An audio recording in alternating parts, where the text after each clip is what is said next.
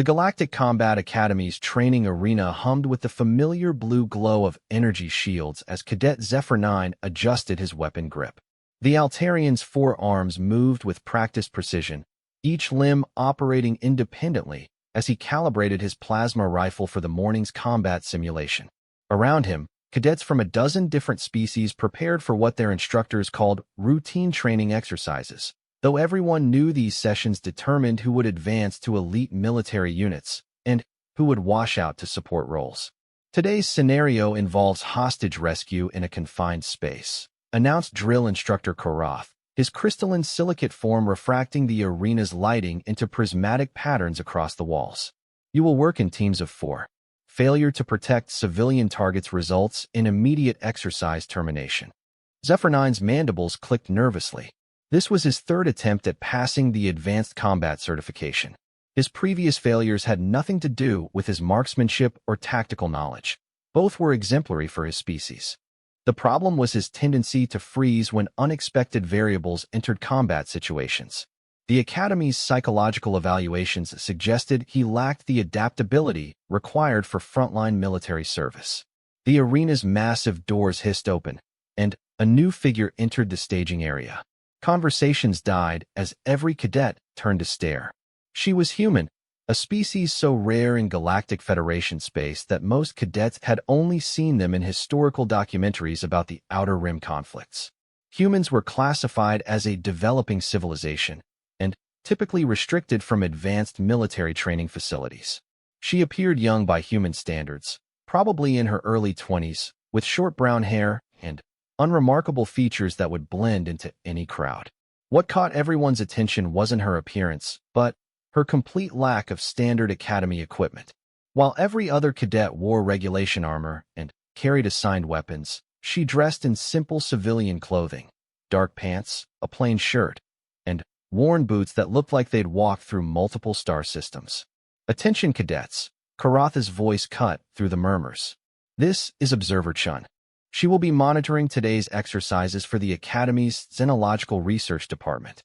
Proceed with your preparations."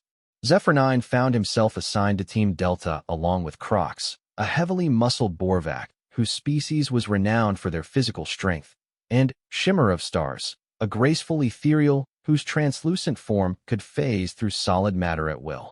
They were a balanced team: strength, supernatural abilities, and precision. At least, they had been before their fourth member failed to appear due to illness. "We're one short," Crox rumbled, his voice like grinding stone. "Request replacement from available reserves." "No replacements available," Karath replied without looking up from his data pad. "Proceed with 3 members or forfeit the exercise." The scenario began with typical efficiency. Holographic enemies materialized throughout a mock space station, while terrified civilian holograms cowered in various compartments. Team Delta moved with coordinated precision through the metallic corridors, clearing rooms and neutralizing threats according to Academy doctrine. Zephyr 9 found his rhythm quickly, his forearms allowing him to maintain constant covering fire while manipulating door controls and scanner equipment.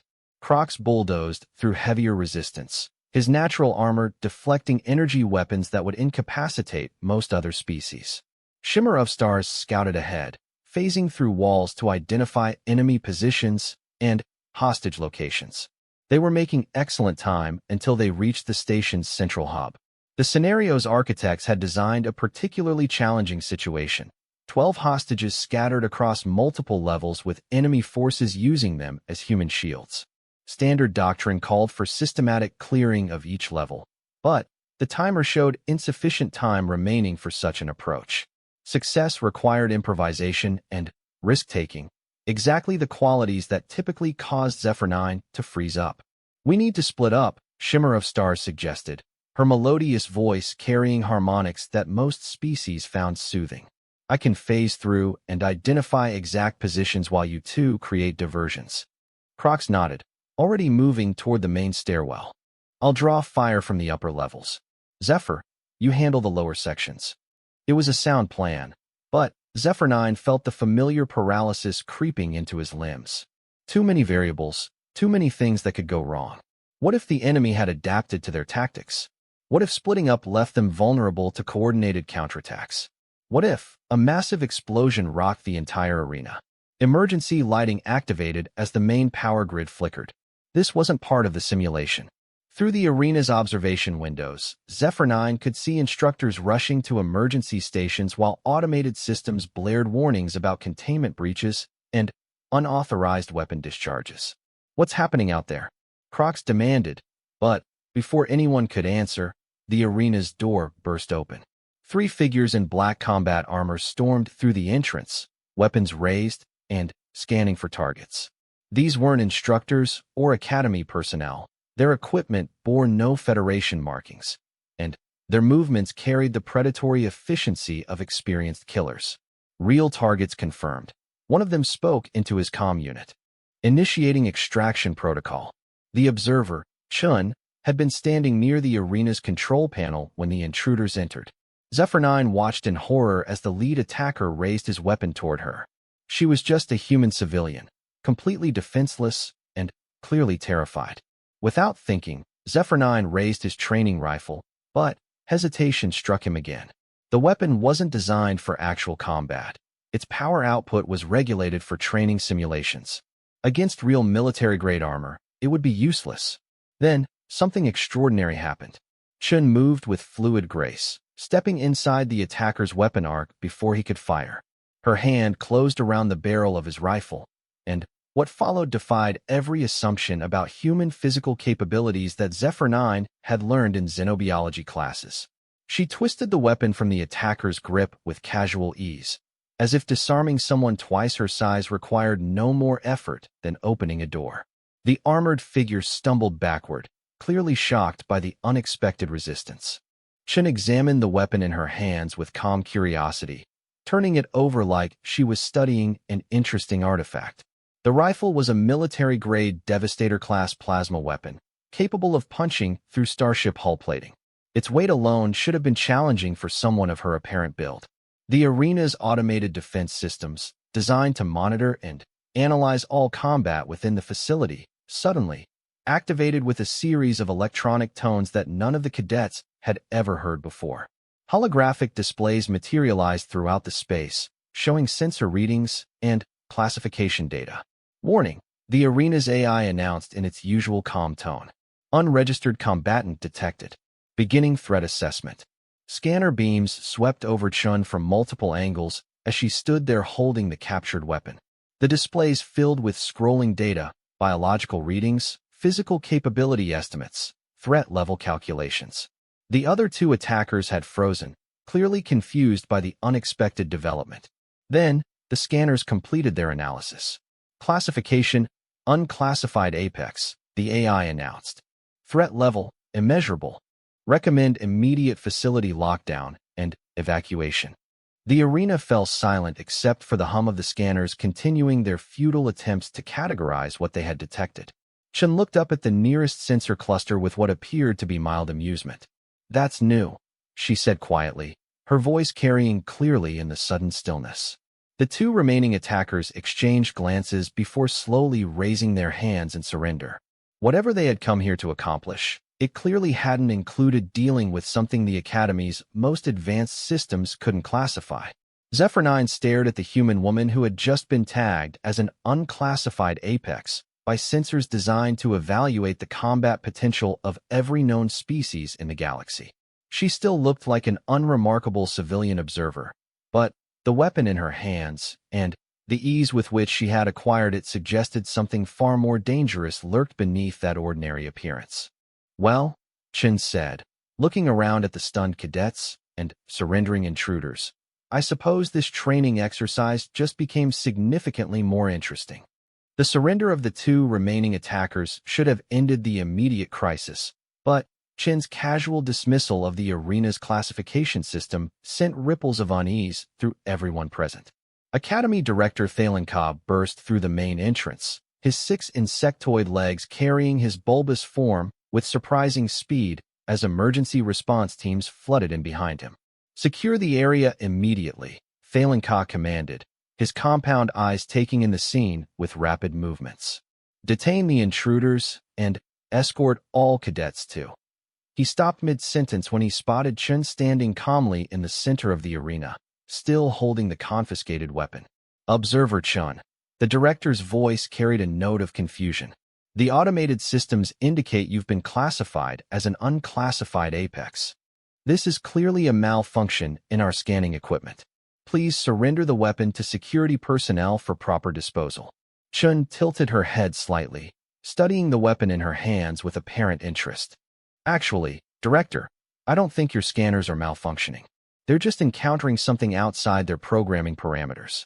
She turned the rifle over, her fingers finding the power coupling with practiced familiarity. This is a Devastator-class plasma rifle, manufactured by Krellin Industries approximately 18 months ago, based on the serial markings. Military grade, restricted to Federation Special Forces units. Her eyes met the director's compound gaze. Quite illegal for mercenary groups to possess. The surrendering attackers shifted uncomfortably as Chun continued her analysis. The modification to the power core suggests they've been overcharging the plasma chambers for increased penetration capability. Dangerous for the operators, but effective against standard defensive barriers. Director Thalen Ka's mandibles clicked rapidly, a sign of extreme agitation among his species. How could a xenological observer possess such detailed knowledge of restricted military equipment? An excellent question, Chen replied, finally, setting the weapon down on a nearby equipment crate. Though perhaps we should focus on more immediate concerns. These 3 individuals didn't break into your facility for random vandalism. They came here looking for something specific. Crocs, who had remained silent during the exchange, stepped forward. You're suggesting this wasn't a random attack? I'm stating it as fact, Chen corrected gently. Note the specialized cutting equipment still attached to their armor, designed for breaching secured storage containers, not for engaging in firefights with cadets. They were after something in the Academy's secured areas. Shimmer of Stars drifted closer, her translucent form shimmering with curiosity. But what could mercenaries want from a training facility? We don't house strategic weapons or classified technology here. Chen's expression grew thoughtful as she examined the detained attackers more carefully. You're correct about the weapons and technology. But you do house something else valuable, information. Specifically, detailed profiles on every cadet who trains here, including their species' biological capabilities, psychological assessments, and projected military assignments. The implication hit everyone simultaneously. The galaxy contained thousands of species with varying degrees of Federation membership and political stability. Detailed intelligence on promising military candidates could be invaluable to hostile governments, criminal organizations, or mercenary companies seeking to identify and eliminate future threats. The question, Chun continued, is whether they succeeded in accessing your databases before triggering the alarm system. Director Thalen Ka's compound eyes swiveled toward his security chief, a heavily armored Karugian who had been monitoring the conversation with growing alarm. Lieutenant Vex, initiate a complete system scan immediately. Check all data access logs for the past 6 hours. As security teams moved to secure the intruders and investigate potential data breaches, Zephyr 9 found himself studying Chun with new awareness. Her casual knowledge of weapons, tactics, and security procedures suggested military experience far beyond what any civilian observer should possess. Combined with the arena's inability to classify her threat level, it painted a picture that defied easy explanation. Excuse me, he approached cautiously, his forearms moving in the gesture of respectful inquiry common among his people. I don't mean to intrude, but your response to the attack was unusual for a xenological researcher.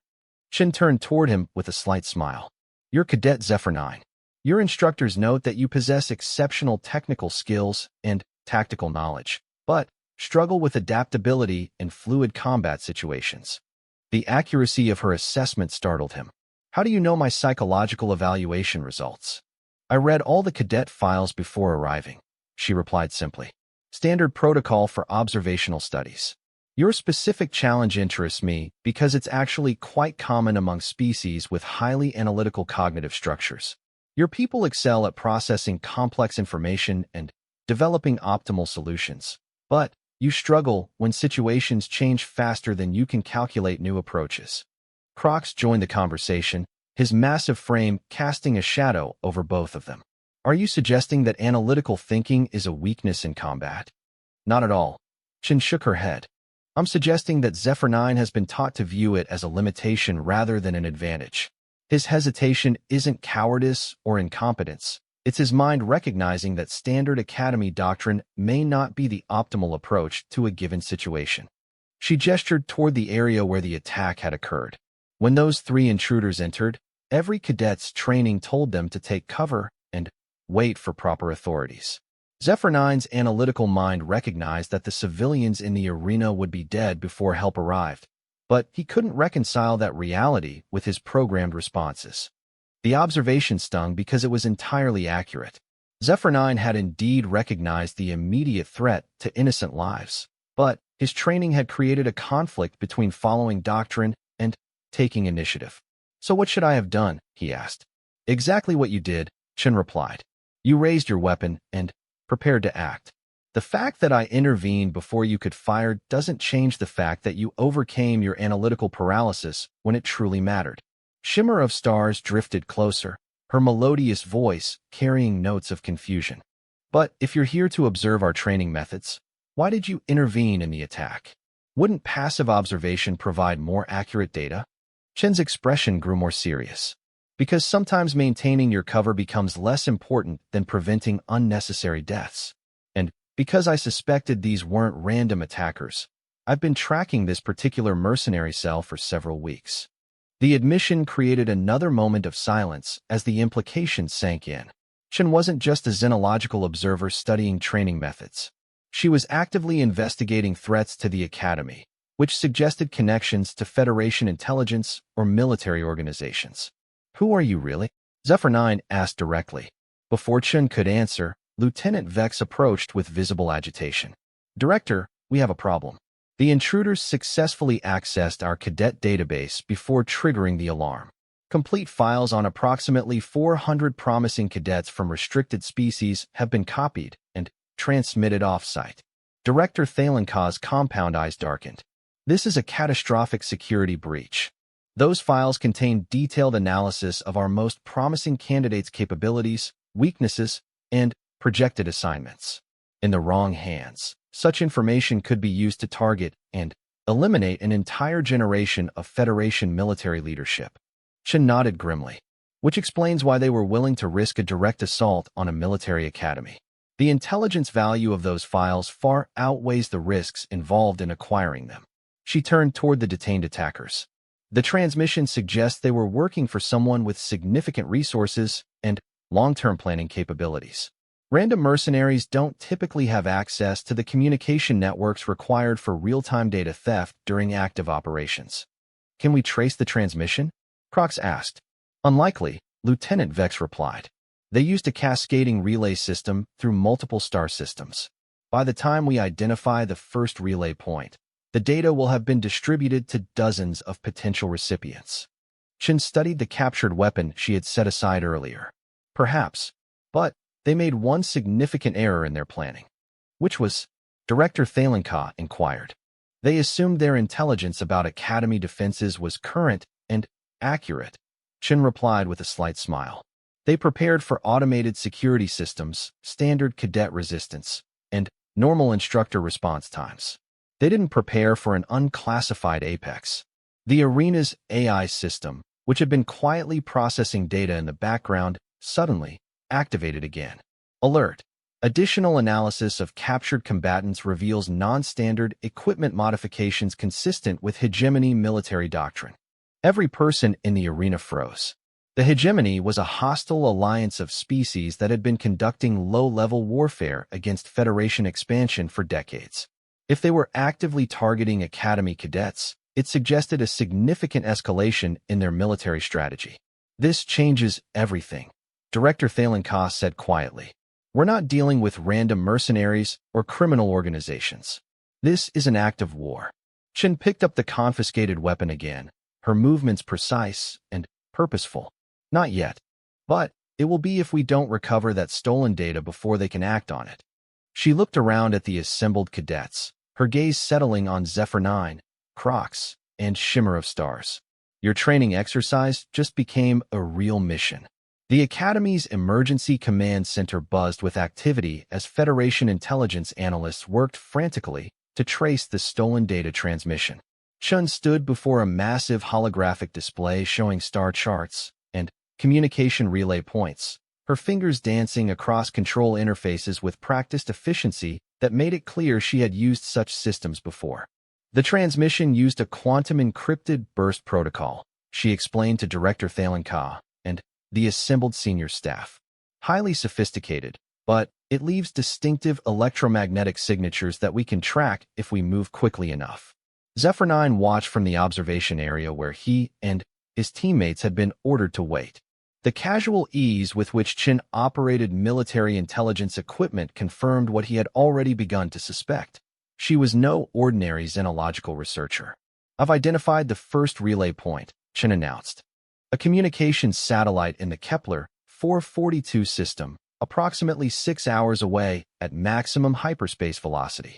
Admiral Starkweather, the Academy's military liaison, leaned forward with interest. That's deep in contested space.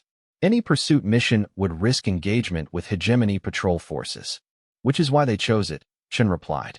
They're counting on us being unwilling to risk escalation over stolen Academy records. And, are they correct in that assumption? Director Thalen asked. Chun turned from the display, her expression serious. That depends on whether the Federation is willing to accept the consequences of inaction. Those stolen files contain detailed analysis of cadets from 47 different species, including psychological profiles, combat capabilities, and projected military assignments. In the hands of the hegemony, that information becomes a targeting list for assassination and recruitment operations. The implications were staggering. Promising military candidates could be eliminated before they completed their training, while those with exploitable psychological vulnerabilities could be turned into double agents. The stolen data represented a potential catastrophe for Federation military preparedness. What do you propose? Admiral Starkweather inquired.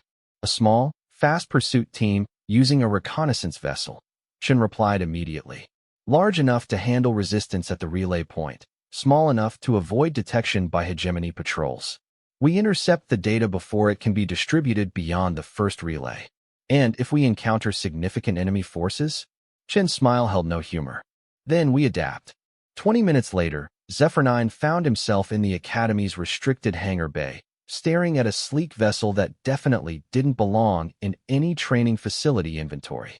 The ship was compact but clearly designed for speed and stealth, with weapon pods and sensor arrays that suggested serious military capabilities. You're bringing cadets on an actual combat mission? Admiral Starkweather was saying as he accompanied Chun toward the boarding ramp. I'm bringing specific individuals whose skills match mission requirements, Chun corrected. Zephyr 9's analytical abilities and technical expertise, Crox's physical capabilities and frontline combat training, Shimmer of Star's reconnaissance advantages and infiltration skills. They're students, not soldiers. They're soldiers who haven't finished their education yet, Chun replied. And sometimes practical experience is the most effective teacher. Crox approached carrying a duffel bag of equipment, his massive frame moving with surprising grace. Are you certain about this mission, Observer Chin? We could request experienced Special Forces teams for this operation. 2 problems with that approach, Chin said as she conducted a pre-flight inspection of the ship's exterior systems. First, Special Forces teams would require official authorization and oversight, which means political considerations would delay deployment beyond our operational window. Second, experienced teams have established patterns and predictable tactics. The hegemony knows how Federation Special Forces operate. She paused her inspection to look at the assembled cadets. They don't know how you operate, because you haven't established operational patterns yet. That's an advantage. Shimmer of Stars drifted closer, her translucent form reflecting the hangar's lighting in fascinating patterns. You're suggesting that our inexperience is actually beneficial? I'm suggesting that adaptability matters more than experience when facing unknown situations, Chin replied. And all 3 of you demonstrated adaptability during the arena attack. Zephyr 9 studied the ship's technical specifications on a nearby datapad. The vessel was clearly human in design, but incorporated technology from multiple species in ways that suggested extensive modification and improvement. This ship isn't standard Federation issue. No, it's not, Chen agreed. It's mine. The simple admission raised more questions than it answered.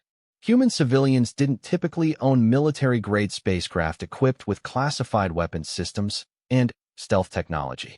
Combined with her knowledge of combat tactics, intelligence operations, and detailed information about Academy procedures, it painted a picture of someone with connections far beyond xenological research.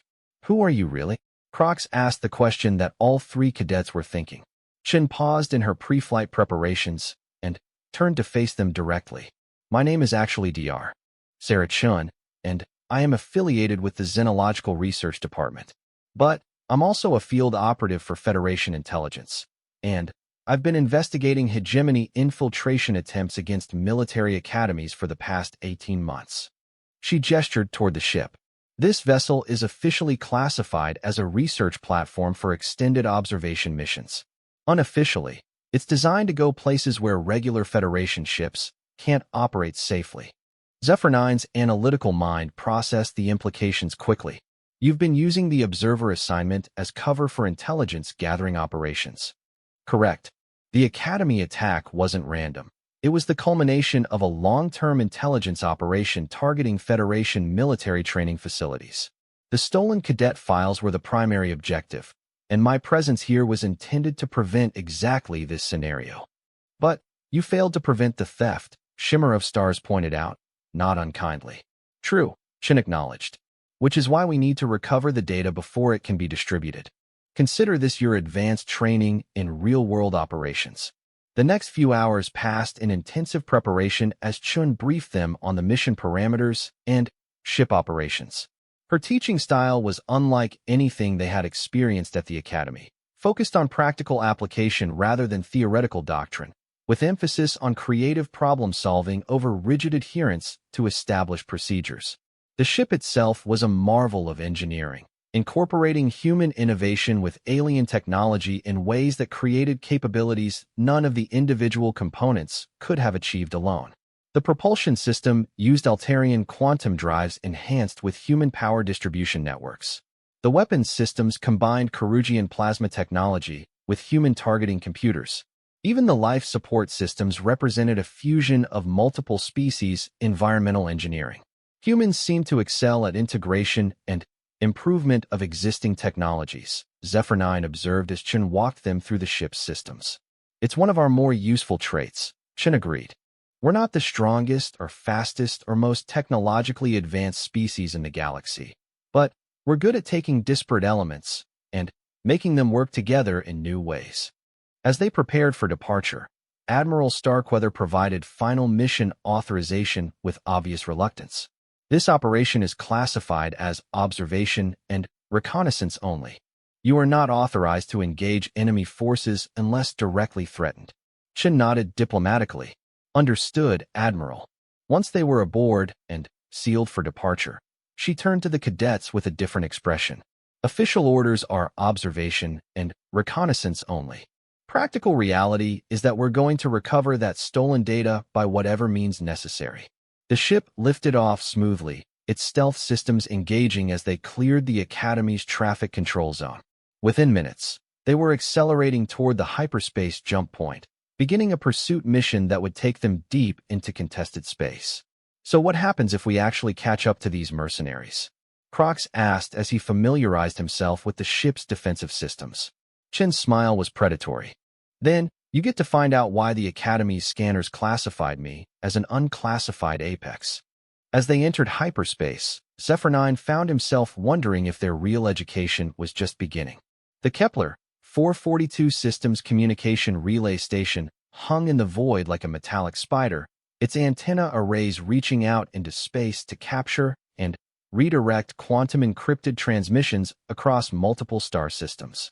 Chen's ship approached using minimal power, relying on passive sensors to gather intelligence about the facility's current status and defenses. Two ships docked at the station. Shimmer of Stars reported from the sensor station, her translucent fingers dancing over controls with practiced ease. One matches the configuration of known hegemony courier vessels. The other appears to be the mercenary ship that fled the Academy. Crew compliments? Chun asked as she reviewed tactical displays from the pilot's position. Courier ship shows minimal life signs, probably 2 or 3 individuals. Mercenary vessel indicates at least 12 active crew members. Zephyr 9 studied the data streams flowing across his technical analysis console. The relay station's defensive systems are active, but they're designed to protect against random pirates, not military assault.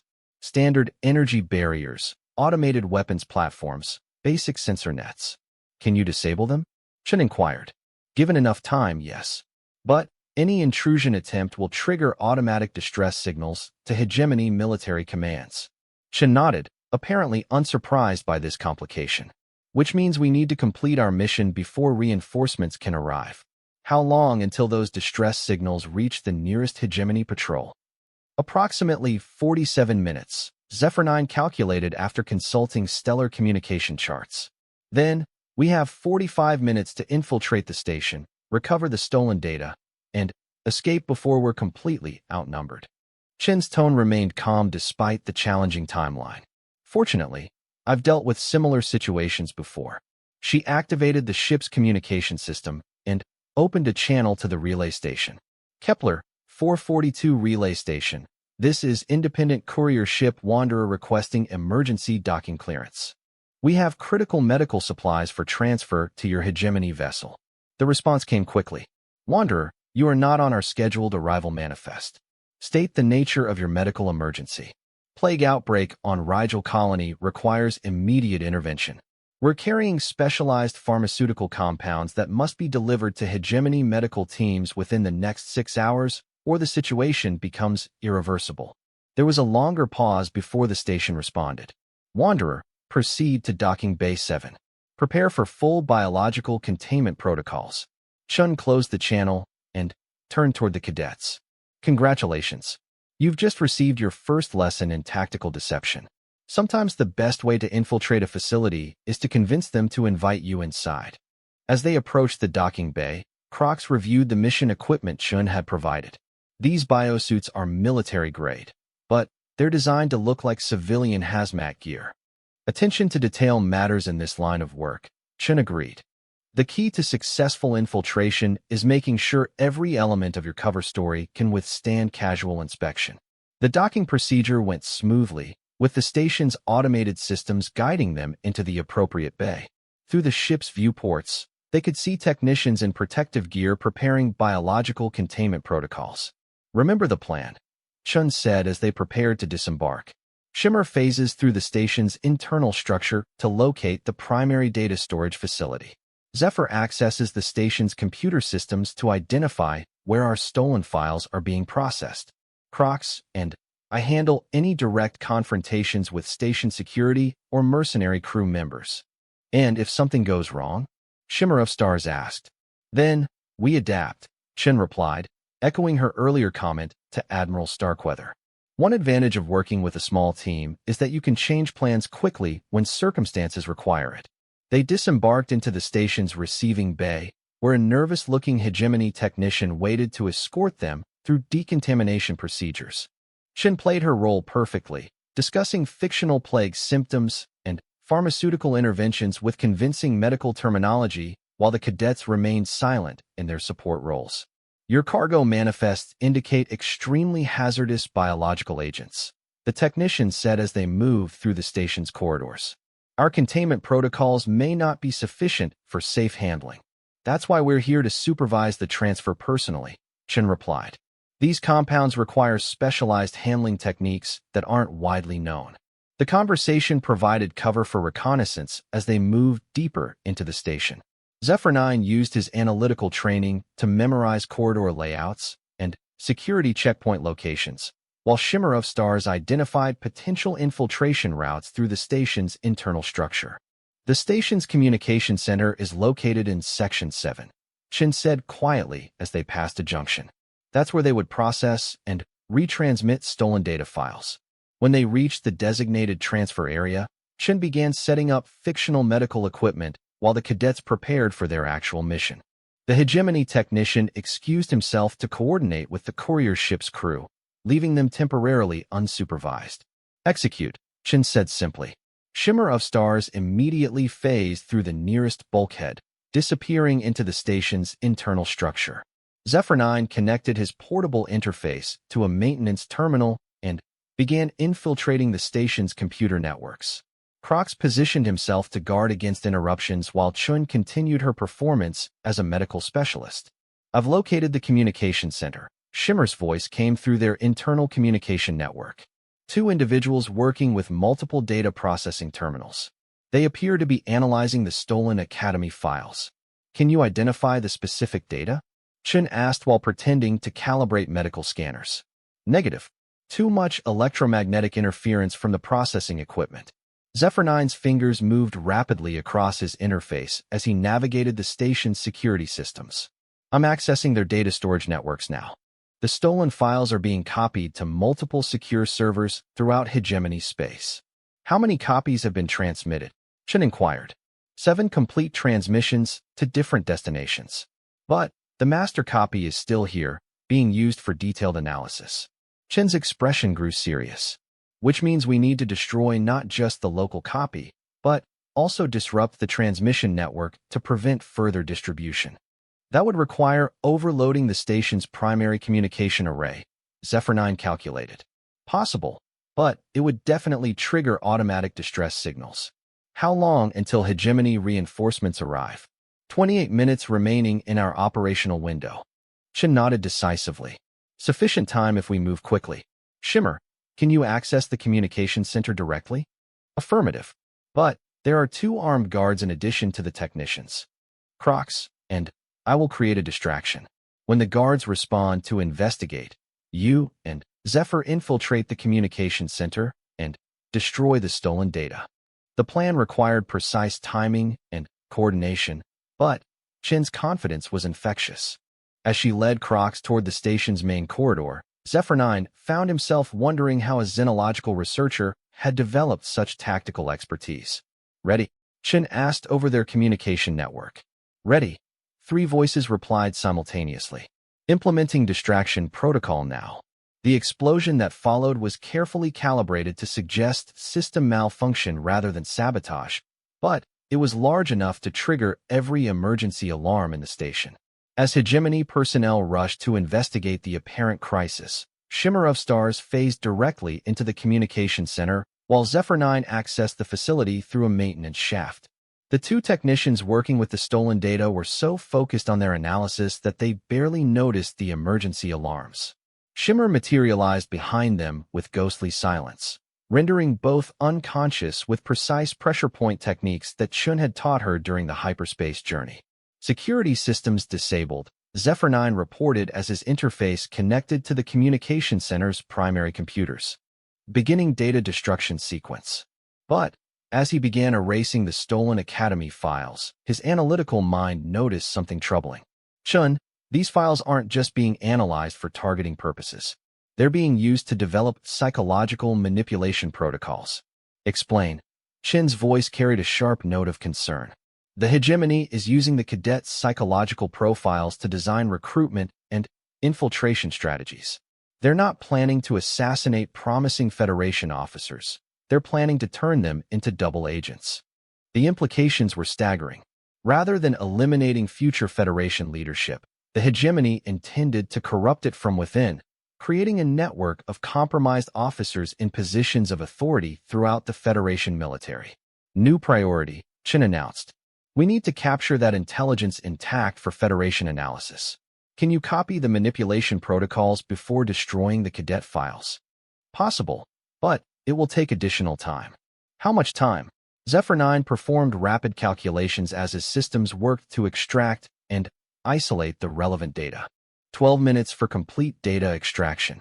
We have 11 minutes before estimated hegemony reinforcement arrival. Then, we're cutting this very close, Shimmer of Stars observed. Yes, Chen agreed. But this intelligence could be crucial for Federation security. Proceed with data extraction. As Zephyr 9 worked frantically to copy the hegemony manipulation protocols while simultaneously destroying the cadet files, Proximity alarms began sounding throughout the station. 3 hegemony patrol ships had just dropped out of hyperspace and were approaching at maximum velocity. 9 minutes to interception, Crox reported from his monitoring position. 7 minutes remaining for data extraction, Zephyr 9 updated. This is going to be very close, Chen said with what sounded suspiciously like anticipation rather than concern. The mission was about to become significantly more complicated. The 3 approaching hegemony patrol ships represented firepower sufficient to reduce the relay station to debris, making escape increasingly unlikely with each passing minute. Chen's voice remained steady over the communication network as she coordinated their extraction, while Zephyr 9 worked frantically to complete the data transfer. 5 minutes until patrol ships reach weapons range. Crox reported from his position monitoring the station's defensive systems. 4 minutes remaining for data extraction. They're not going to destroy the station while their own personnel are aboard, Chen observed. But they will attempt to capture us alive for interrogation. Zephyr 9's 4 arms moved independently across multiple interface panels as he struggled to maintain data transfer rates while avoiding detection by the station's security systems. Extraction at 87%. But the system is beginning to recognize my intrusion protocols. Can you maintain access long enough to complete the transfer? Shimmer of Stars asked while keeping watch over the unconscious technicians. Unknown. The station's AI is adapting to my techniques faster than I anticipated. Chen's response was immediate. Fall back to extraction point. We'll take what we can get. Negative, Zephyr 9 replied, his analytical mind recognizing patterns in the data that suggested even greater implications. These manipulation protocols aren't just designed for individual recruitment. They're part of a coordinated strategy to compromise Federation military leadership at the highest levels. The significance of this discovery hit everyone simultaneously. If the hegemony could systematically turn Federation officers into double agents, they could potentially win a war without firing a shot. How much data remains? Chen asked. 13%. But it includes the most critical elements of their infiltration strategy. 3 minutes until patrol ships reach the station. Crox updated urgently. Chen made a decision that would have surprised Academy instructors, but perfectly matched her classification as an unclassified apex. Instead of ordering immediate retreat, she changed their entire operational approach. New plan, she announced. We're not running from the patrol ships. We're going to disable them. Even Crox, accustomed to direct confrontation, sounded surprised. Disable 3 military vessels with 1 reconnaissance ship? Not with the ship, Chen corrected. With the relay station itself. She explained rapidly as they moved back toward their docking bay. Relay stations are equipped with powerful communication arrays capable of focusing electromagnetic energy across interstellar distances. Those same arrays can be modified to generate directed energy pulses at shorter ranges. You're suggesting we turn the communication equipment into a weapon? Zephyr 9 asked, his analytical mind immediately beginning calculations. I'm suggesting we use available resources creatively, Chen replied. Can you reprogram the array controls while maintaining data extraction? Theoretically possible, but extremely challenging. Do it.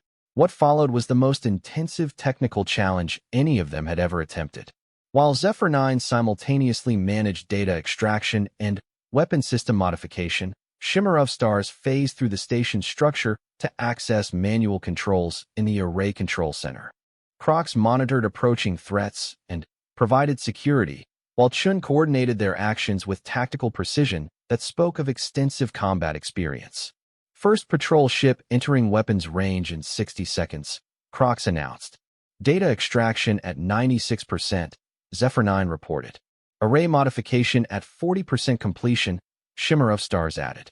The timing was impossibly tight, requiring coordination and adaptability that would have challenged experienced Special Forces teams. But Chen's training methods during their hyperspace journey had emphasized exactly these qualities. The ability to manage multiple complex tasks simultaneously while adapting to rapidly changing circumstances. Patrol ship is broadcasting surrender demands, Crox reported. They're ordering all station personnel to prepare for boarding. Array modification complete, Shimmer of Stars announced. Ready to engage on your command. Data extraction at 99%. Zephyr 9 updated. Chin's timing was perfect. Execute electromagnetic pulse. The relay station's modified communication array discharged a focused burst of electromagnetic energy that washed over the approaching patrol ships like an invisible tidal wave. Their advanced electronics, designed for deep space operations, were not hardened against the type of concentrated pulse that communication equipment could generate at close range. All three hegemony ships went dark simultaneously, their engines offline, and their weapon systems disabled. They would drift harmlessly in space until rescue vessels could restore their electronics, a process that would take hours rather than minutes. Data extraction complete, Zephyr 9 announced with obvious satisfaction. Then, we're leaving, Chin declared. Before they realized what just happened, their escape was smooth and efficient, with Chin's ship clearing the system before the disabled hegemony vessels could restore communications. As they entered hyperspace for the return journey to the Academy, the cadets finally had time to process what they had accomplished. We actually did it, Shimmer of Stars said with wonder in her melodious voice. We recovered intelligence that could prevent a major infiltration campaign. More importantly, Chin observed, you learned to adapt when standard procedures proved insufficient. That's the most valuable skill any military officer can possess. Crox was examining the captured hegemony weapon systems data. These manipulation protocols are sophisticated. They've been studying Federation psychology for years. Which is why this intelligence is so valuable, Chen agreed. Federation counterintelligence can now develop protective measures and identification techniques. Zephyr 9 studied the mission data with his analytical mind fully engaged. I noticed that you knew exactly how to modify the relay station's equipment for weapons use. That's not standard knowledge for xenological researchers. Chin smiled. You're still trying to understand my background. I think we've established that you're not just an academic observer, Shimmer of Stars said diplomatically. True, Chin acknowledged. My official designation is Special Agent Sarah Chun, Federation Intelligence Service. My cover as a xenological researcher is maintained for operational security, but my actual mission is investigating and countering threats to Federation military installations. The revelation explained many things, but raised new questions about human involvement in Federation security operations. How long have humans been working in Federation intelligence? Crox asked. Officially, we're still classified as a developing civilization with limited access to sensitive positions, Chen replied. Unofficially, certain human individuals have demonstrated capabilities that make us useful for specialized operations. Like being classified as unclassified apex by advanced scanning systems? Zephyr 9 inquired. Chen's smile became thoughtful. Humans have certain advantages that aren't always apparent to other species. We're adaptable, creative, and we excel at integrating disparate technologies and techniques. But, perhaps more importantly, we're consistently underestimated. Is that why the Academy's scanners couldn't classify you? Shimmer of Stars asked. The scanners were designed to evaluate known species with established capability parameters, Chin explained. Humans don't fit standard classifications because we're still evolving our role in galactic civilization. We're not the strongest or fastest or most technologically advanced, but we're good at finding solutions that others might overlook. As they approached Federation space, Chin began preparing mission reports while the cadets reflected on their experience. This was nothing like Academy training exercises, Crox observed. Real operations rarely are, Chin agreed. But you demonstrated exactly the qualities that effective officers need. The ability to think creatively, work as a team, and adapt when situations change unexpectedly. Will we face disciplinary action for participating in unauthorized combat operations?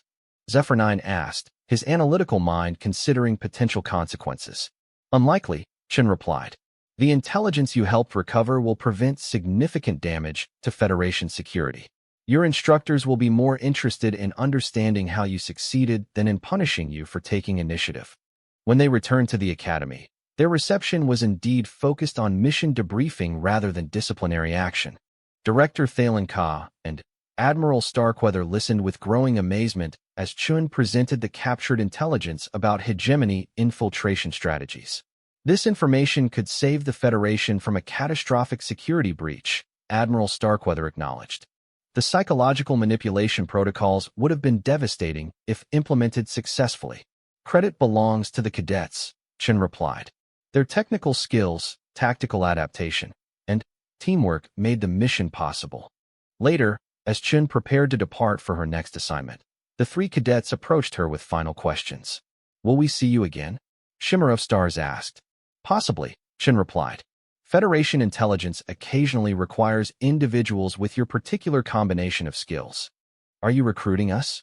Crox inquired directly. I'm suggesting that your education shouldn't end with graduation, Chen said carefully. The galaxy is full of challenges that require creative solutions and adaptive thinking. Zephyr 9 had been analyzing their entire mission experience with typical thoroughness. You chose us specifically, didn't you? This wasn't random selection based on availability. Chen's smile confirmed his assessment. I reviewed all cadet files before arriving at the academy.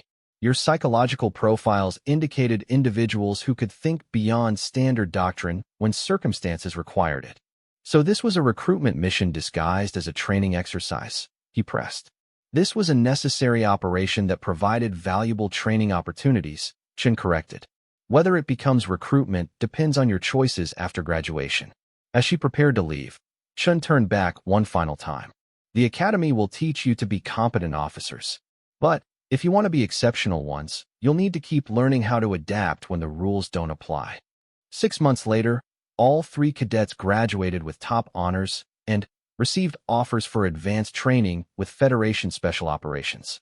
Their academy records noted exceptional performance in adaptive tactical thinking and creative problem-solving under pressure. The official reports never mentioned that these skills had been developed during an actual intelligence operation against the hegemony. But their instructors noted that something had changed in their approach to training. They no longer relied solely on doctrine, but demonstrated the ability to improvise and adapt when standard procedures proved insufficient. In his final psychological evaluation, Zephyr 9's profile was updated to reflect that his analytical thinking was now considered an asset rather than a limitation. The evaluator noted that he had learned to use his cognitive abilities to develop creative solutions rather than becoming paralyzed by too many options. When asked about the change in his performance, Zephyr 9 simply said that he had learned the difference between following rules and achieving objectives. Sometimes the two aligned perfectly, but sometimes you had to choose which was more important. And somewhere in the galaxy, Special Agent Sarah Chun continued her work, knowing that the Federation's military academies were producing a new generation of officers who understood that adaptability was just as important as training, and creativity just as valuable as doctrine. The arena scanners had been correct after all. She was indeed an unclassified apex, not because of superior physical capabilities, but because she represented something new in galactic civilization. Humans who could take the best elements from every species they encountered and use them in ways that no one had ever tried before. The future belonged to those who could adapt, and humanity was just getting started.